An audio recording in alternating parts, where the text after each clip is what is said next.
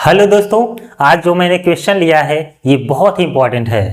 ये question exam में कई बार आया हुआ है, तो ध्यान से देखिएगा इस क्वेश्चन में क्या बोला जा रहा है और इस क्वेश्चन को किस तरीके से सॉल्व करना है।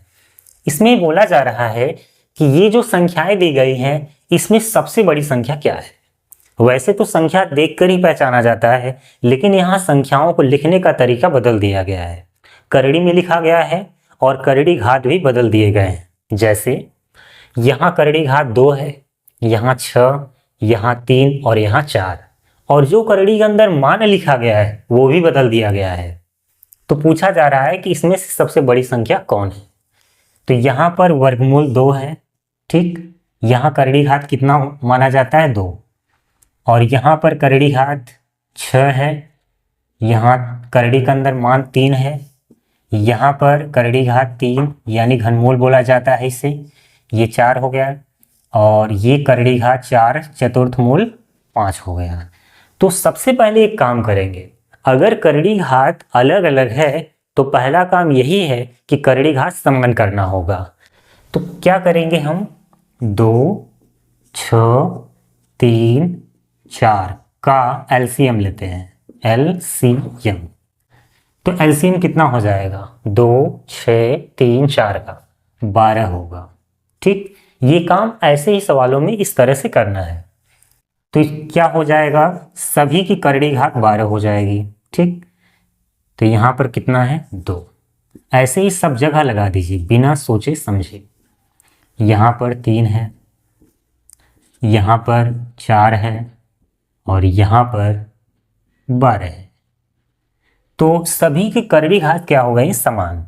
अब करड़ी के अंदर जो मान है देखिए क्या होने वाला है, ये जो करड़ी घात 12 है और ये जो करड़ी घात 2 है, तो 12 में 2 से भाग देंगे तो 6 बार जाएगा, और 6 कहाँ आ जाएगा, 2 की घात में। 12 में भाग देना है 6 से, कितनी बार जाएगा, 2 बार, तो यहाँ 2 हो जाएगा 3 की घात में। यहाँ 12 है और यहाँ 3 है, तो जब 12 में 3 से भाग देंगे तो 4 बार जाएगा, तो यहाँ 4 हो गया। अब यहाँ 12 है और यहाँ 4, तो 3 बार जाएगा, तो यहाँ पर 5 की घात 3। किस तरह से आया, सबसे पहले हमने जितनी भी करड़ी घात संख्या है सबका मैंने एलसीएम ले लिया, जिससे सभी की करड़ी घात क्या हो गई, बराबर, इक्वल हो गए हैं। अब क्या करते हैं, ये जो करड़ी घात 12 है बारी बारी से सभी करड़ी घात से भाग लगाते हैं, जितनी बार जाएगा अंदर जो संख्या उसकी घात चढ़ा देंगे, ठीक।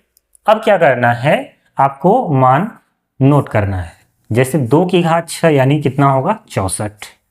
यहाँ पर 3 की घात 2 यानी कि 9, यहाँ पर 4 की घात 4 यानी कि 256, यहाँ पर 5 की घात 3 है यानी 125। तो इसमें ये बोला गया था कि सबसे बड़ी संख्या कौन सी है, ग्रेटर नंबर कौन सा है। तो देखिए करड़ी घात समान है, यहाँ पर 64 है, यहाँ 9, यहाँ 256, 125। तो बताइए ये जो करड़ी के अंदर मान है, करड़ी घात से कोई मतलब नहीं है। अब जो करड़ी के अंदर जो मान बड़ा होगा वो नंबर सबसे बड़ा होगा। तो यहाँ पर हमें दिख रहा है कि 256 यानी कि ये ग्रेटर सबसे है। ये क्या है, ग्रेटर नंबर। अगर ये ग्रेटर नंबर है तो बताइए ऑप्शन में कौन सा सही होगा। क्वेश्चन में ये सही हो जाएगा तो ऑप्शन भी आपका ये वाला सही है, यानी कि जो घनमूल 4 है वो संख्या इन सभी में सबसे बड़ी है। अब इसी तरह का क्वेश्चन मैंने यहाँ पर ले रखा है, आपको यहाँ पर इस क्वेश्चन का आंसर कमेंट बॉक्स में बताना है, ठीक, कि कौन सा ऑप्शन सही है। इस क्वेश्चन का आंसर आपको देना है।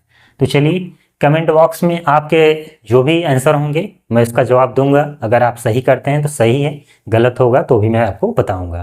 तो चलिए मिलेंगे अगली क्लास में। आज की क्लास कैसी लगी कमेंट बॉक्स में ज़रूर बताइएगा। जय हिंद, जय भारत।